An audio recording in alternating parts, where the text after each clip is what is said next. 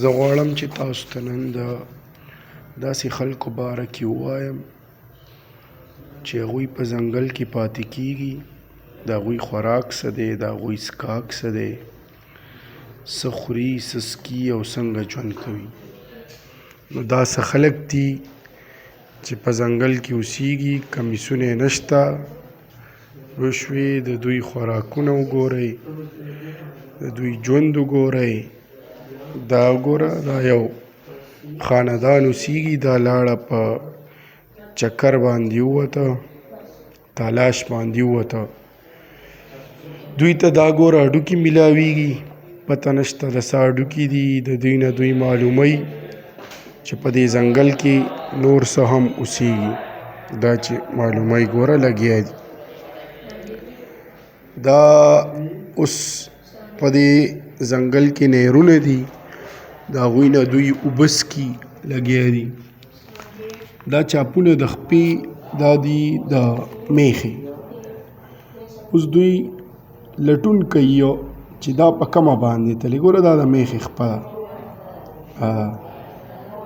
دا ورپسې ګوره اوس دوی روان شي او د دقې میخې ښکار کوي، پوه شوې، روان شي ورپسې.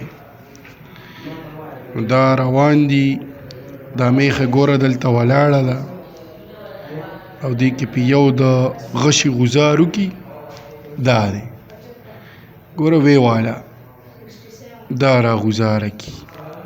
دا میخه ډیره کوشش وکړي چې ځان بچ کي، ځان وژغوري، خو خپله هسې ناکامه شوه او دوی اوس د اوبو نه رابار کي، بهر یې راوباسي او دا خپل کور ته راوړي. ګوره را روانه کړې ده، داسې مخلوق دی د ځنګل والا، وشوې. دا اوس را روان دي، خپل کور ته یې راوړو. دا به اوس دا څرمن به تیاړئ، بیا به یې خوري. ګوره څرمن تیاړئ، دا یو کس، دا ښځه ده لګیا ده، څرمنه تیاړئ. دا نور خشاکو پسې راووته، دا خشاک ګوري چې ځان دپاره خشاک راوړي او دا باربیکیو جوړه کړي. ګوره دوی لګیا دي، ښه، دا یې غوښې کټ کړې. دا به اوس دا ګوره، دا اوس دوی کټ کړلې، خشاک یې هم راوړه، اور بلک شو. ګوره دا به دوی باربیکیو شروع کړې ده. ګوره دا غوښې خوري، دا د میخې غوښې خوري، لګیا دي.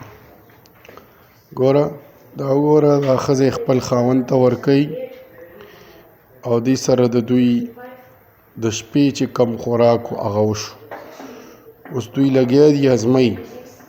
ګوره اور نه ګیر چاپېره تاو شوي دي. دا داسې خلک دي چې دوی ته نه دین ور رسېدلی دی، نه د مسلمانۍ نه خبر دي، دا شی پته نشته دی. دا ځنګلو کې اوسیږي، د افریقې. ګوره نن سهار بیا دوی ناشته کوي په هغه غوښو باندې.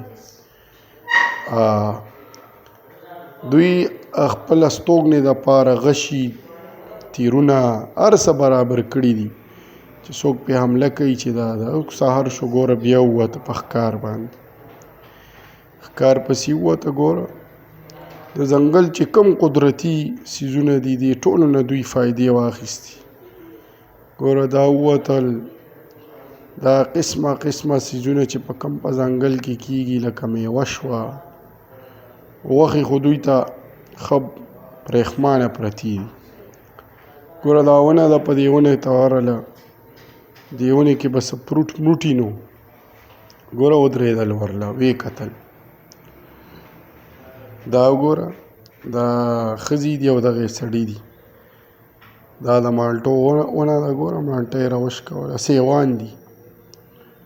ګوره دا دوی خوري لګیا دي او خپل ژوند پې تېروي. نو غوښتل مې چې دا در سره شیر کړم. مننه د ټولو دوستانو.